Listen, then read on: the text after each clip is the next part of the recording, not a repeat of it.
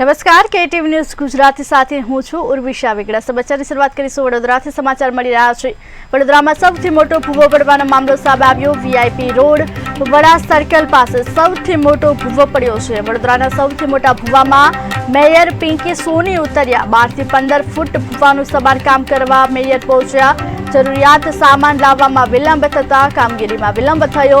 વિલંબથી કામ મોડે શરૂ કરવામાં આવ્યું હોવાનું પણ હવે નિવેદન કર્યું છે। જોકે હાલ મેયર પહોંચ્યા છે। 12 થી 15 ફૂટ ભૂવાનું સમારકામ કરવા માટે મેયર પહોંચ્યા। વડોદરાના સૌથી મોટા ભૂવામાં મેયર પિંકી સોની ઉતર્યા છે। ત્યારે વડોદરામાં સૌથી મોટો ભૂવો પડવાનો સમગ્ર મામલો સામે આવ્યો હતો। વીઆઈપી રોડ વડા સર્કલ પાસે સૌથી મોટો ભૂવો પડ્યો। ત્યારે વડોદરાના સૌથી મોટા ભૂવામાં મેયર પિંકી સોની ઉતર્યા છે। 12 થી 15 ફૂટ ભૂવાનું સમારકામ કરવા મેયર પહોંચ્યા।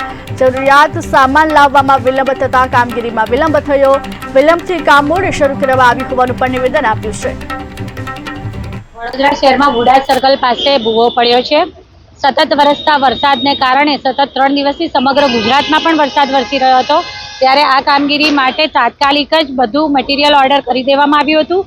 પરંતુ બોડેલીથી જ્યારે આ બધો સરસામાન આવી રહ્યો હોવાના કારણે ક્યાંક ને ક્યાંક વાહન વ્યવહારમાં બધે જ વરસાદ હોવાના કારણે અને જે ફેક્ટરીમાંથી આ પાઇપો મંગાવી છે તે પણ એ વિસ્તારમાં પણ પાણી ભરાયેલા હોવાને કારણે આજે ચોથે દિવસે અહીંયા સામાન પહોંચ્યો છે। ત્યારે વહેલી સવારથી જ્યારે માહિતી મળી કે આજે સામાન પહોંચે છે, સાથે સાથે 40 વર્ષ જૂની દિવાલ હોવાના કારણે ધસી પડ્યા આપણે જોઈ શકીએ છીએ કે દિવાલ ધસી પડી હોવાના કારણે તથા જે રાત્રિ બજારમાં પાણીનો સપ્લાય પૂરો પાડે છે તે મુખ્ય લાઈન પાણીની એમાં પણ ભંગાણ પડ્યું હોવાના કારણે આ ભૂવો પડ્યો છે અને ભૂવાનું રિપેરિંગ કરવામાં કામગીરી શરૂ કરવામાં આવી છે।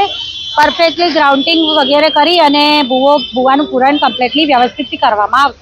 વડોદરા શહેરમાં વુડા સર્કલ પાસે ભૂવો પડ્યો છે। સતત વરસતા વરસાદને કારણે સતત 3 દિવસથી સમગ્ર ગુજરાતમાં પણ વરસાદ વરસી રહ્યો હતો।